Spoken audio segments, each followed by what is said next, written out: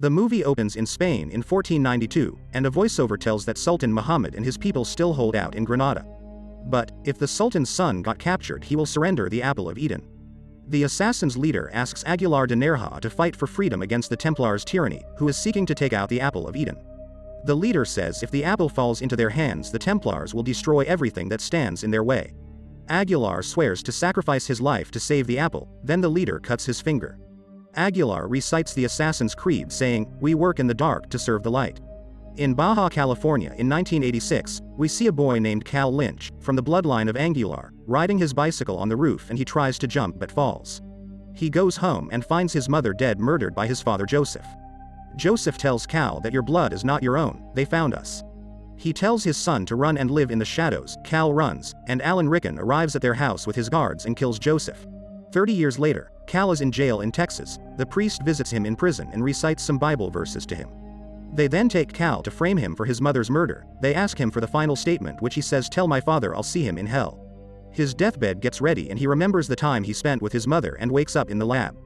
Dr. Sophia Rickon introduces herself and tells him, "You were executed dead yesterday and you no longer exist." Cal removes the syringes from his body and tries to leave, but Sophia tells him that "I am here to help you."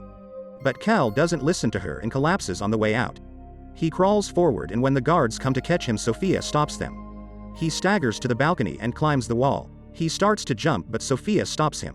She tells him that "You are not a prisoner here, I'm here to protect you." She tells him you're in a rehabilitation wing of the Abstergo in Madrid, an organization dedicated to the perfection of humankind. Then the guards knock him unconscious by giving him an injection. The guard tells her your father wants him while Alan is watching them from inside. They take him inside and wear him Aguilar blades, recovered from his grave.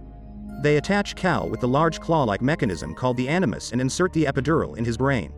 Cal screams and asks her what she wants, and Sophia says your past.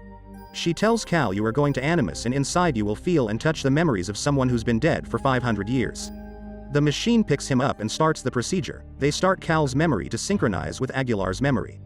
The DNA matches and he comes back in 1492, where the war is going on between Sultan Muhammad and the Templars. Aguilar and other assassins are watching the Templars, and their leader tells them to protect the Sultan's son. The Templars find the Sultan's sons in the village, and Ojeda Templar's leader asks from women who harbored the boy. A man comes out and tells him, "I sheltered the prince." They capture the prince, and Ojeda tells the soldiers to burn the village. One of the Templars is telling villagers now the Sultan will surrender his city to Templars. Then Aguilar kills the soldier, and the other assassins also join the fight. Maria quickly escapes with the prince's horse. While Aguilar fights with the Templars, Ojeda starts chasing Maria. Aguilar takes a horse and starts chasing to save the prince, and during the chase Aguilar jumps on Ojeda's horse. Aguilar and Ojeda start a hand-to-hand fight. Suddenly the horse carriage hits the stone and crashes.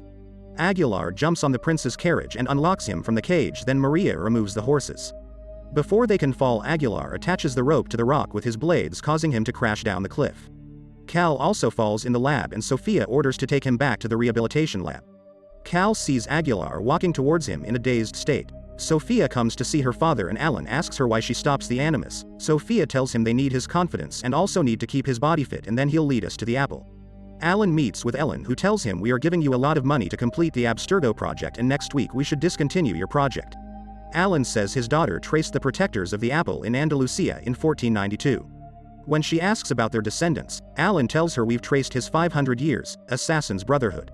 Cal wakes up and again sees Aguilar coming toward him, and Sophia comes into his room telling him about the hallucination he is facing. Sophia says the visions of regression layer themselves over your present day, and if you allow me I can teach you how to control it. Cal grabs her by the throat and asks about the machine. Sophia tells him it's a genetic memory, and by using Animus we can relive the lives of those who made us who we are. Cal gets visions of Aguilar and gets angry, asking her the truth. She tells him to cooperate and he leaves her. She takes him to the lab where he sees his pictures and asks how you found me. Sophia tells him we found Aguilar, and when you were arrested we tested your DNA which matched his because he was your ancestor. She explains that your ancestors were assassins and they were killed by Templars and the Black Knight Ojeda. Cal sees Sophia's mother's photo and she says her mother was killed by an assassin just like his mother. Sophia tells him about the Apple of Eden and says we want you to find it. Cal asks what's in it for me. Once my research is complete there is no reason to keep you here, Sophia says. Cal then goes to eat and meets with another assassin named Musa, who dead for the last 200 years. Musa says we're the only one to protect Apple, and if we make the wrong decision, you gonna send us all to Infinity Dark. Then Amir, another assassin, shows him an apple saying this belongs to you.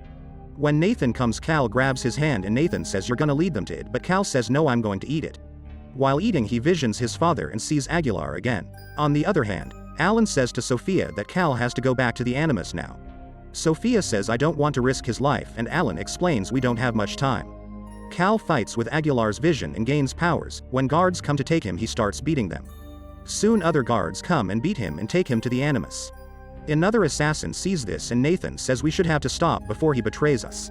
The machine pushes him back in time now. Aguilar and Maria are in the cell of Templars with their mentor. Aguilar says the Sultan is very weak, he'll surrender the apple and betray the creed for the prince's life. Maria and Aguilar recite together that they would gladly sacrifice their flesh and blood so that the creed lives on. Guards take them outside to burn them alive. The Templars' King Alfredo and Queen sit, and a priest says for decades they have been living in the land of religious discord. But soon we're going to end the purge and say before you many others tried to defend the Prince of Granada, but now they will burn them to clean this place. Ojeda comes and burns their mentor. Seeing this, Aguilar frees himself and Maria. In the lab, Cal's memories synchronized with Aguilar and he fights with visions. The priest orders Ojeda to catch them, and Aguilar throws the axe. This causes the oil drum to rupture and cause a dangerous explosion. Maria and Aguilar climb up on the roofs, killing Templar's soldiers without mercy. They jump from one roof to another, and Cal also doing the same things, and Ojeda is following them on the horse. The fight continues and they both walk on the ropes. Seeing this, Ojeda cuts the ropes, but again they are safely landing in the house. Aguilar performs a leap of faith and jumps from the building, and Cal too, but it causes Cal in the present to be caught in a malfunction with the Animus. Cal and Sophia discuss the project as they both hate the assassins, as it was they that killed both their mothers. Cal reunites with Joseph. Cal still hates Joseph for killing Mary, but Joseph explains that Mary had willingly allowed herself to be killed so that Abstergo would not experiment on them. When Cal returns to the Animus, we see that Aguilar and Maria found the apple about to be exchanged between Torquemada and the Sultan in order for Torquemada to return Ahmed to his father. The assassins fight the Templars and kill them all except for Torquemada and Ojeda. Aguilar gets the apple, but Ojeda holds Maria with a knife to her neck. Ojeda demands the apple, but Maria would rather sacrifice herself than to let Aguilar give up the apple. Aguilar holds onto the apple, and Ojeda drives the knife into Maria's neck, killing her. Aguilar fights Ojeda and stabs him to death with his hidden blade before making off with apple. The Riccans learn that the apple is currently in the tomb of Christopher Columbus. After retrieving it, they head to a temple in London for a grand ceremony. Sophia learns that her father cares more about completely eradicating the assassins instead of their strive for peace. Cal has fully synchronized with Aguilar and has accepted his role as an assassin, especially after seeing Mary dressed as an assassin as she speaks to him. He leads Musa and several other modern-day assassins against the Templars, slaughtering nearly all of them.